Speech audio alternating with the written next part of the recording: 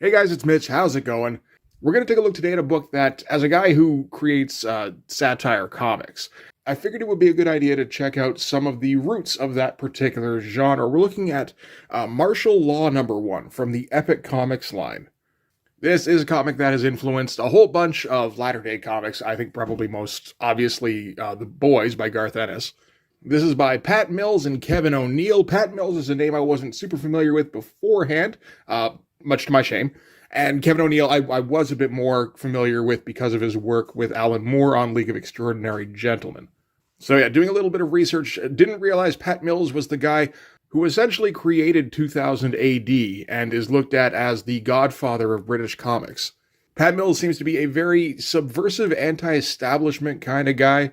Got his start in British comics doing war comics, but just not the kind of comics that you would normally expect, I think. You want stuff at that time that's all, rah, support the war effort. And he would create comics that was looking at it from more the soldier's point of view and with a very anti-authority standpoint. Apparently this was kind of a source of controversy. And I mean, this was in Britain in the 70s, and, Britain kind of has a tendency to lock down on things it sees as counterculture. I guess the biggest problem was probably that the comics he was creating were very popular.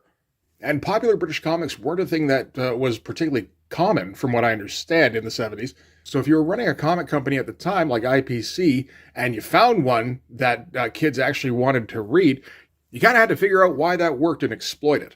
So it seems like they figured out Pat Mills was the reason that the comics he was creating was resonating with kids at the time.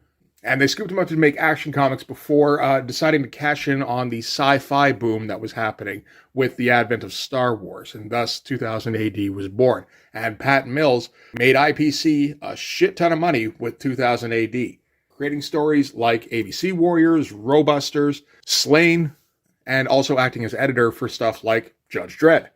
And while I think he enjoyed the success that he had at that time, there were still problems working with IPC. For one thing, all the stuff that he created, he didn't have any ownership of. For another thing, apparently the wages were kind of shit. Work for hire for British comics in the 70s and 80s was apparently quite a bit behind work for hire for American publishers, which still wasn't the greatest deal, but at least paid better. And then in the mid-80s, the deal got even better because at that time, Archie Goodwin, who had been editor-in-chief at Marvel during the late 70s, before being brought back by Jim Shooter so that he could edit their new line, Epic Comics, apparently went out and recruited Pat Mills, I think mostly because the whole grim and gritty thing that was kicking up into gear at that time. This would have been right after Dark Knight Returns and Watchmen, and just the general feel in comics was we need more kind of realistic superheroes or stuff that's going to push the envelope. Epic in particular, the whole line was kind of designed around sort of expanding the kind of genres that Marvel usually dabbled in. And I believe Archie Goodwin's idea was basically raise Marvel's reputation as more than just, superhero funny book publishers to publisher of graphic novels or just publisher in general. It kind of seems like he was one of the first guys to realize that the kids that grew up reading comics in the 60s and 70s were now aging up into like their 20s and 30s. And some of those guys still stuck around with comics, only they'd mostly migrated from the newsstand to the direct market. So we need to appeal to these like adult audiences who still want to read comics, only maybe they don't want to read the same kind of shit anymore. So he seems to have been a big fan of what Pat Mills was doing, well, what the British writers were doing over on 2000 AD. So he personally reached out to Pat Mills and asked him if he wanted to come up with a proposal for a series about, an edgy crime fighter, something like that. And Pat Mills came back at him with, why don't I come up with a guy who hunts superheroes? And apparently that worked fine with Archie Goodwin. What also worked was that, he was offering American rates, which were quite a bit higher, and he was offering creator control, which Pat Mills couldn't get anywhere else. So along with him, Pat Mills brought Kevin O'Neill. He'd worked with him previously quite a bit on 2000 AD, probably most notably on ABC Warriors, Robusters, and Nemesis the Warlock. Kevin O'Neill had previously done work in the States before, so there was a little bit of a bridge already made there. Apparently, Kevin O'Neill is the guy who has the distinction of being the only man to ever have been turned down by the Comics Code because his style in general was objectionable. He was doing a Green Lantern annual for DC, and that got submitted to the Comics Code. Comics Code sent it back saying, yeah, no, that's no good. DC's like, oh, okay, so what should we fix? And they're like, we got nothing for you, man. The art is fucking horrifying. And I think that was just before this. So that was kind of the energy he was bringing into this, where he took that as like a point of pride. Like, okay, the comics code thinks my art style is grotesque, and now all of a sudden I don't have to answer to the comics code. Let's just amp up the grotesque. So anyway, that's a whole lot of preamble. I don't usually go quite that long, I think, but I ended up going down several rabbit holes on this. So I guess we can just kind of get into the comic now, right? After all that buildup, it is just a comics. And, we know how to review comics around here, right? Yeah, kind of. So we can start with the cover. We get a big old hero shot of our titular hero, Martial Law. Great name. Good title, too, particularly for the 80s. Like, this feels like an action B-movie title logo. And yeah, this is our guy. He's like a BDSM gimp with an SS hat. So, I mean, like Judge Dredd, when that first came out, that was kind of over the top in terms of, kind of skewering police state fascistic kind of stuff. This is kind of going a bit of a step beyond, I guess. It's a great looking drawing, like kind of portraying him as like kind of heroic, but at the same time, the character itself is, the word is kind of grotesque. With his leather gear and all the skulls all over, like, that should be a supervillain, theoretically, although not a supervillain that the big two would ever publish. They'd be all exploding in the background and everything. It's great shit. And I feel like this must have influenced, like, a whole bunch of things, obviously, pretty much directly after this. But one of the things I've kind of noted is the running commentary on background items, such as a bazooka that says "Kiss It Goodbye," and a big old 45 here saying, "Looking for trouble." Like, this seems like stuff that influenced Keith Giffen directly when he was doing stuff like Lobo. Keith Giffen, another guy who got brought into Epic Comics by Archie Goodwin. Okay, so we're going to get our credits. There's not really a lot of them here. Writer-creator, Pat Mills. Artist-creator, Kevin O'Neill. That's the only art credit on here, so I think that means pencils, inks, and colors. Letters by Phil Felix, and then, assistant editor, associate editor, and editor-in-chief Archie Goodwin. Okay, we get a little bit of a frontispiece here that honestly I can't even read very well anymore. I see Rudyard Kipling, I see H.G. Wells after the 1906 earthquake. So probably scene-setting stuff, but even with my glasses I have difficulty with the red on gray here. Alright, so here we are in San Francisco. This is San Futuro now. This is a city that has been built on the ruins of San Francisco, which was annihilated after a huge earthquake wiped it out. So we're going post-apocalyptic with this. And Kevin O'Neill is going to, he's going to give us a big old splash page showing what post-apocalyptic looks like in this universe. It's not very different maybe from what you might expect from post-apocalyptic, but just the level of detail is quite impressive. Just like cars strewn everywhere. Got a nice 747 that's piled into something with some debris in the background here. Yeah, just a whole bunch of just garbage strewn all over the place. That's a great opening shot for when you want to set the stage here. And we start out with a couple of very tiny figures off in the distance here. One yells, "A masked man's following me. Can you tell me where the nearest police precinct is?" And whoever she's talking to says, "No." She says, "Please." And he says, "Sorry, it's a secret." So the deal with what's going on in this universe here is that there are a bunch of superheroes in the world. Superheroes are the result of genetic modification during, I believe, World War II, or maybe shortly after World War II, for a Vietnam-style war in South America or around that area.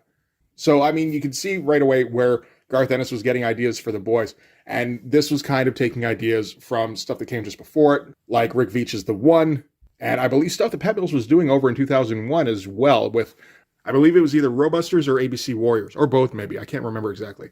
So we got a woman dressed up as a very scantily clad superheroine who's talking to a guy who's very clearly the Shadow. And she's being chased by somebody, and she doesn't have anybody to report it to because, she's asking for the phone number, and the Shadow's like, "Sorry, it's unlisted." She says, "Will you help me?" And he says, "Sorry, that's a job for the police." So yeah, we're going pretty dystopian here.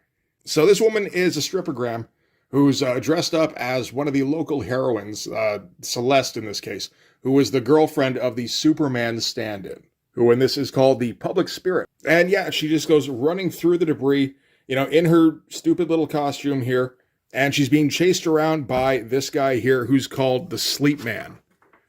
Oh, so anyway, I was saying, the whole deal is, so they had these genetically modified soldiers who went out and fought the war. Then when the war was over, they all had to come back to America, and they've still got, obviously, their genetically modified powers, where they've got super strength, they can heal fast, and probably most importantly is the fact they can shut off pain.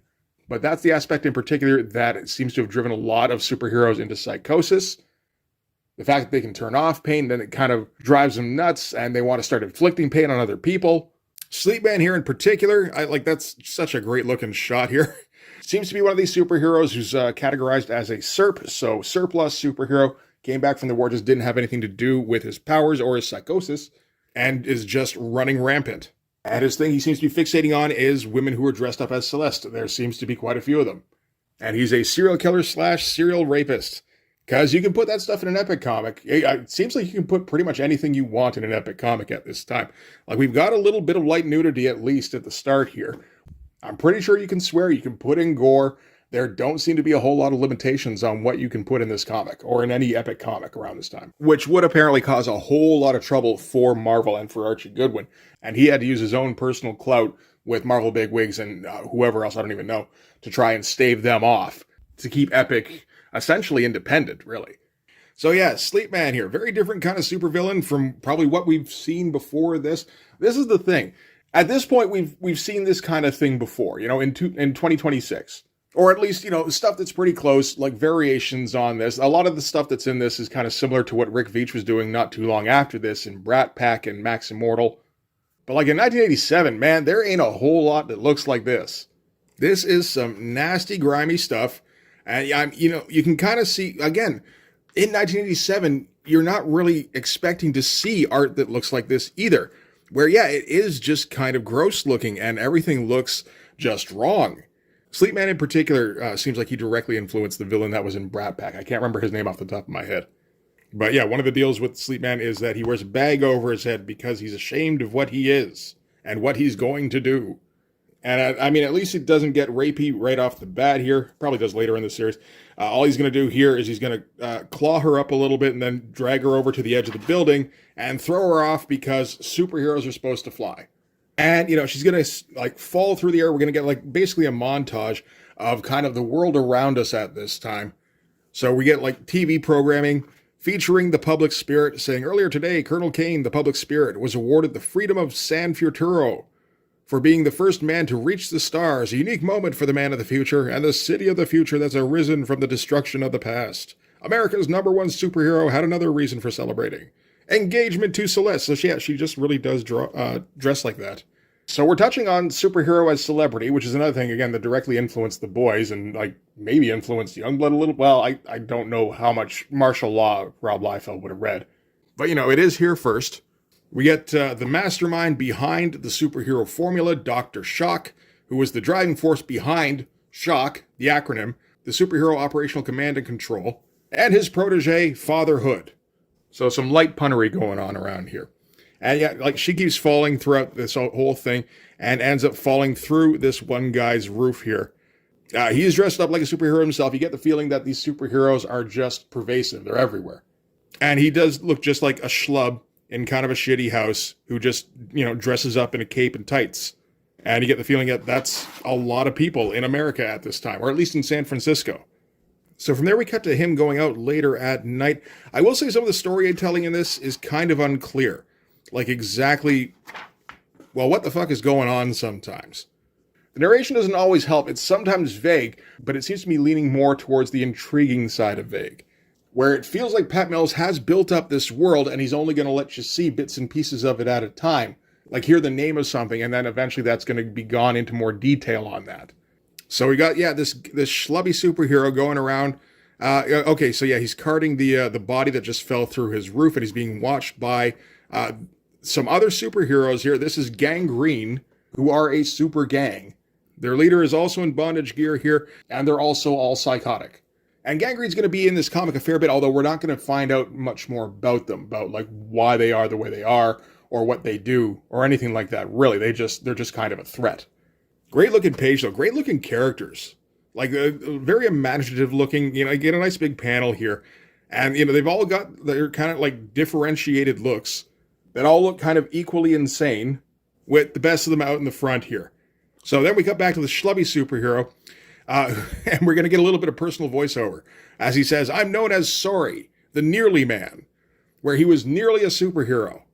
And he's got a hell of a tale. He says, "I was really proud when they selected me for a course of treatment. Yes, I knew what I was doing. No, I wouldn't call it evolution. I was how future man could look if you altered the genetic code. But then Dr. Shock decided it didn't quite fit the image of a hero. I had to keep it secret, sign the Secret Powers Act. So I wear it strapped to the side of my leg. But when it's erect, it's over 3 feet long." You're like, wait, what? As we focus on the dude in the bondage mask. "It's a bit uncomfortable when I'm running. Yes, they did offer to cut it off, but I wouldn't have felt like a hero without one." And we're like, are we really going there? Like love sausage territory? I do love the look of these pages too. Like everything's pretty clear what's going on from panel to panel. You know, he's for the most part keeping the figures within the frame, like pretty much completely, aside from when you get the odd close-up. It does feel very British comics. The only time you get a big splash page is when you're going to show like everybody, that kind of thing. Or when you're going for extreme drama, which makes sense. So Gangrene catches up with the Nearly Man. They caught him disposing of the body. So it looks like they're acting as like a vigilante group. He's saying, yeah, found disposing of body, ran from the scene, swallowed hard when asked if he was the sleep man, looked pale, looked nervous, looked guilty. And he's just kind of like, and like, was that a mumble of guilt? No, yes, no. They yank his pants down and pull out the thing that was strapped to his leg. Turns out he's got like a monkey tail. So it's like, okay, that's a bit of a relief, I guess. But yeah, based on that, based on circumstantial evidence, they're going to execute him now. Because that's what superheroes do.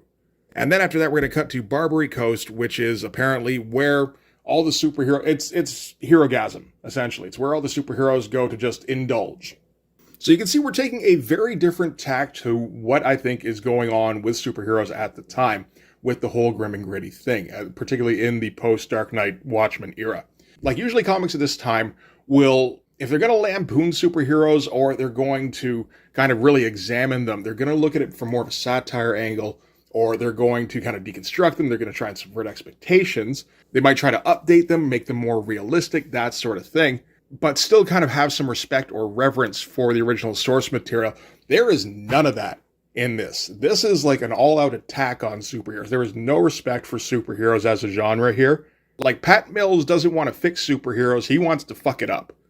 So at the Barbary Coast, that's where Nearly Man is going to get hung. You get the feeling there's no real oversight at Barbary Coast, so that is just where you would take that kind of thing. Although, off in the distance, you can kind of see something floating in the background here a little bit. It's pretty murky. Everything in here is pretty murky. It's a gross neighborhood. But we get a closer look as Martial Law makes his first appearance in a big dramatic splash page. Very dramatically lit in a pretty cool looking fucking jet thing here. And hauling Batman around with him too. This, I think, is taken more directly from American comics, this particular layout. I don't think you saw a whole lot of this in British comics at the time.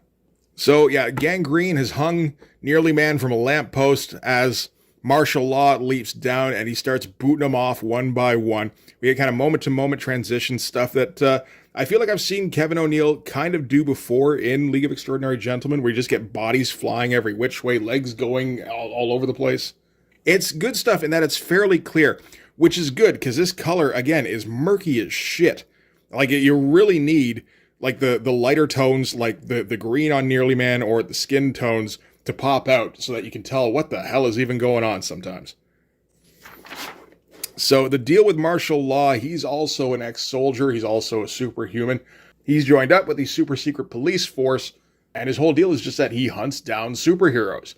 And, the reason he does that, I mean, for one thing, it's his job, but also he fucking hates superheroes, including himself. That's a big part of his character. So, as he's just kicking them all around the place while he's freeing Nearly Man, I think he views Nearly Man as being essentially harmless. We get a little bit of his internal monologue here. It says, "Bad old days, bad new days. We'd come full circle. Only now the outlaws were called superheroes. A lot of people say I hate superheroes. That's not true, Well, all right, it's partly true. Okay, it's true. As he, smashes the Gangrene leader in the face. This is some fun looking stuff as, we're kind of jumping all over the place. We're getting little snippets from like the quotes from the Annals of San Francisco, Metropolitan Life Unveiled, or the Mysteries and Miseries of American Great Cities and other 19th century sources. So like just, like all sorts of little Weird little references all over the place. That again, it makes it feel kind of disjointed. I don't know that it all really works together all the time. It definitely gives you that sense of mood, though. Gangrene Leader gets a hold of Martial Law's pistol here, and it has the Judge Dredd feature where it has the different kinds of ammo. So he's like, which of the fancy slugs should we use on him? Suicida? Smart Bullet, Shock Absorber, Cold Turkey, Fear Gas, or maybe Hotline, which appears to be essentially a taser. They were just sending, like, volts of electricity through him. And he goes sliding down the hill, slides under a car here, like a wrecked car by the looks of it. He just keeps getting shocked over and over. And he's got to do the thing where he shuts down the pain gate. Well, he can't quite do it in time, but it seems to charge him up enough where he, just lifts the car, which seems to be kind of the limit of what superheroes can do in this universe. And that scares off Gangrene, where they all go running. And here's the explanation behind the evil superheroes. Dr. Shock gave us superpowers to win the war. Worst of all, he gave us power over pain. If you can't receive pain, you want to inflict it to see what you're missing. You become capable of anything. And it does seem as though Martial Law is hesitant to use the pain gate to shut off the pain so that he doesn't become like, the Gangrene guys. So he's going to take Sorry the Nearly Man back to the police precinct. Sorry's just stoked to be checking the place out. He's a big fan of superheroes, which, I guess you can kind of understand. Like, all he got was a fucking monkey tail. We do meet the Batman stand-in briefly. Apparently this is Captain Curfew, who's getting pulled in for flying and flashing at the same time. Apparently while he was midair, he had to go. And, he's wearing his underwear on the outside of his tights. So, that presented difficulties, and, now he's got to go answer questions. Whole bunch more inner monologue from Martial Law here as he stops in at a convenience store by the looks of it. I don't even know what this bit is about. Seems to be a priest and an actress in here.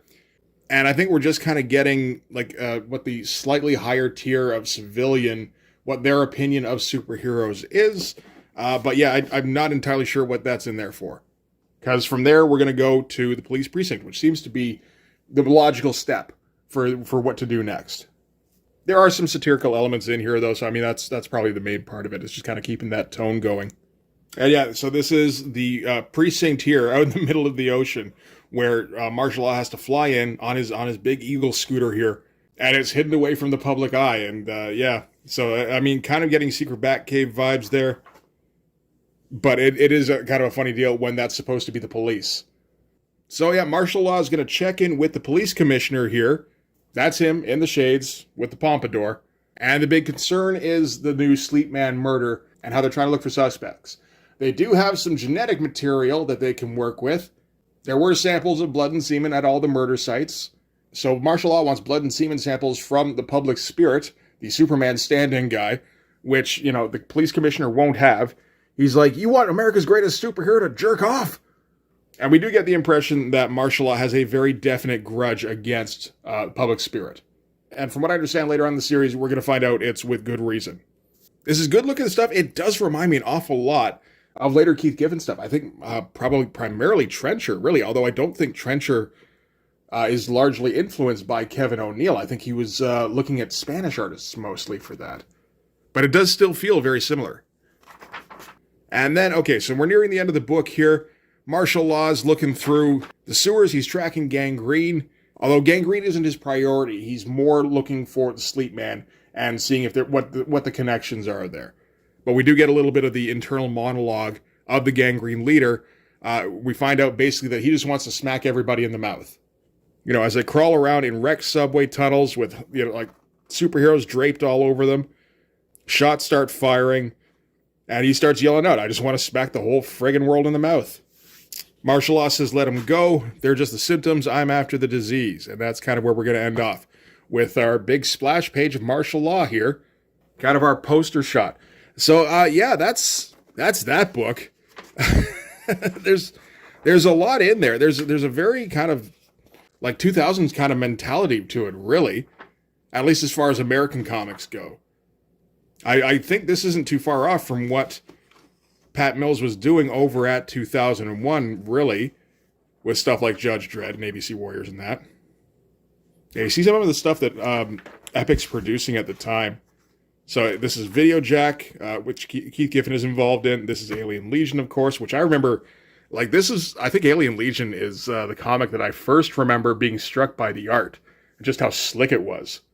I think I was like 6 or 7, and I just thought that looked incredible. It does have a very nice looking line. Like that almost like kind of looks like P. Craig Russell, really. Just how smooth some of the line work is there. I've also got that future Iron Man story, the computer-generated one. And they were publishing Mobius back here. It wasn't going to be too long, I think, until they started publishing Kira. As well, they're doing Blood, A Tale by J.M. DeMatteis and Kent Williams. So there's a lot of crazy stuff that's coming out from Epic in the mid-'80s. But yeah, that is Martial Law #1. It's a great looking book. It's a very high quality book. Like that is kind of the deal with Epic at this time, that they're going with high production value. Like the colors, obviously they're not going with the standard 4-color treatment, since it looks like Kevin O'Neill fucking painted everything. They got the high gloss paper going on, and Kevin O'Neill has kind of drawn his heart out with these pages. Like, I think this is something that he's really invigorated on.